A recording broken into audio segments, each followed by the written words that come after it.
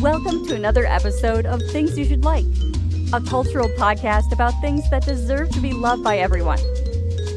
Topics covered include artworks, songs, texts and books, people, places, food, objects, and memories.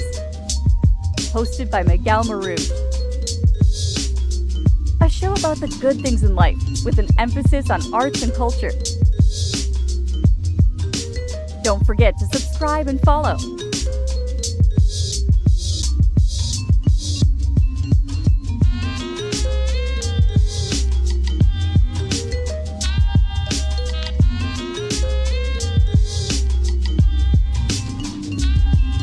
Welcome back everyone to the show. This is the second episode of Things You Should Like. On today's show, we are going to be talking about sushi, more precisely sashimi, the clean cut of fish that is used on the Japanese dish.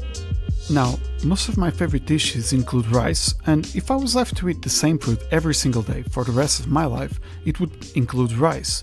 It's odd in a way because sashimi is meant to be very light, but the entire point of the most popular cuts for sashimi is actually the softness of the fat that both tuna and salmon have. As you can hear, this podcast is not just about general knowledge and things that I believe that everyone should like, but also my own experiences while growing up.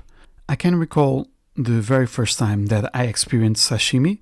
I was 14 years old at the time, and Dad was going to international meetings, but Mom was avoiding flying, so I ended up going just with him to a lot of US cities that I got to discover on my own before I was a teenager. Some of those discoveries will be talked about in future episodes, but as I was saying, I went along with my father to San Francisco, and I was completely in awe at the things I got to see by myself. Not just seeing living fishes in Chinatown still breathing with their heads cut off to prove their freshness, but also the entire skateboarding culture that I was falling in love with. I remember seeing the Cardiel Rail, which was right next to the hotel that we were staying at, and feeling very much part of a movie, and this is something that was just outside the Levi's store that no passerby paid attention to. Aside from all the mission characters that I was encountering, the Embarcadero folks that I tried to absorb as much as I could from, I was also seeing a counterculture in motion. Not just lowbrow art and graffiti that I had never seen, but also bookstores dedicated to anarchist books, a free-for-all attitude that made a deep impact in me.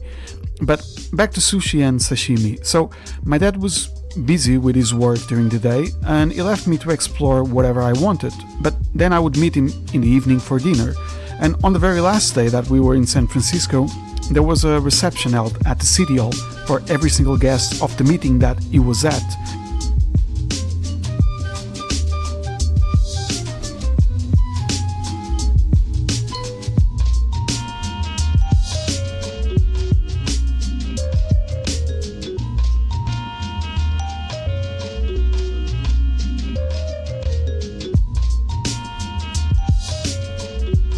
Think about 5,000 people coming in and out, this massive event with oriental drums and dragons, you get it. And once we get inside, there are obviously no kids of my age, and even when I was going to restaurants with my parents, they always said, if you are bored, ask permission to leave the table and go for a walk to see what's in the vicinity. So yeah, in this massive venue, we had some cocktails, everybody walking around eating fried shrimp, grabbing taquitos, that kind of thing while you have a band playing ambient music and so on. So after getting my face stuffed with food, I'm talking about eating desserts along with pork chops, just being a kid, you know, and if you have access to it, you take it, you have no moderation. Now, keep in mind, I was 14 and I'm inside the San Francisco City Hall, obviously minding my own business, but still a kid. So after eating really well, I remember asking Dad if I could go for a walk, just to see what else they kept people busy with. As this was not a seated event, you were just walking around and grabbing fruit from trays with these thousands of people from all over the world, talking on the stairways, on the balconies and so on. Imagine a James Bond movie scene with all these posh people and well-attired guys offering you food for free. Anyway, after being completely full of food, I go for a walk on my own and I walk up the stairs to the upper floor. I see that there are 2 long tables with 4 cooks in the middle of them. And I mean long tables, 10-meter or 30-feet long tables. And they are not using any ovens or any heat, they are cutting raw fish. And me, being curious like every other child on the planet, I stand in line and I sample a bit of sashimi that was on offer. I was immediately blown away by the taste. I remember standing there, completely full of food in my stomach, but feeling this insane appetite, one of those moments where your will to live changes, and I just couldn't have enough sushi. Could not have enough. I felt that my life peaked, and I cried of joy while eating an insane amount of sushi. Now, obviously, cried of joy. Can you remember back how many times have you actually cried while eating? It's something out of a movie scene, and I know that happened to me at least once in my life. I know I cried because I was asked by a lady if I was lost from my parents.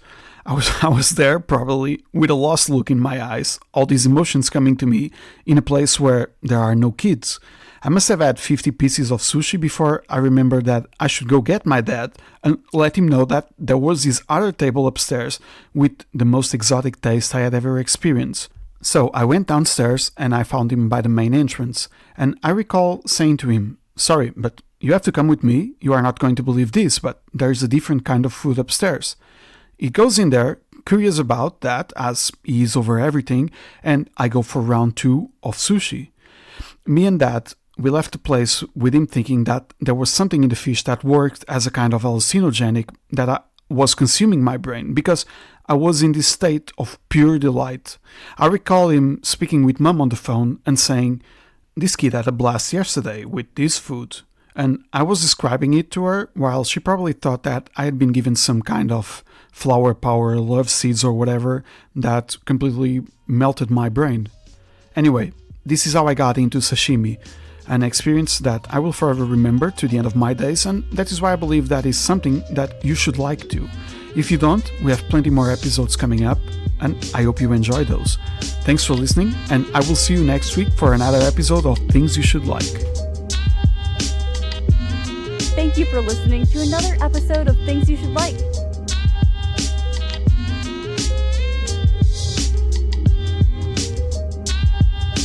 Please leave a good review on your preferred platform if you enjoyed the show.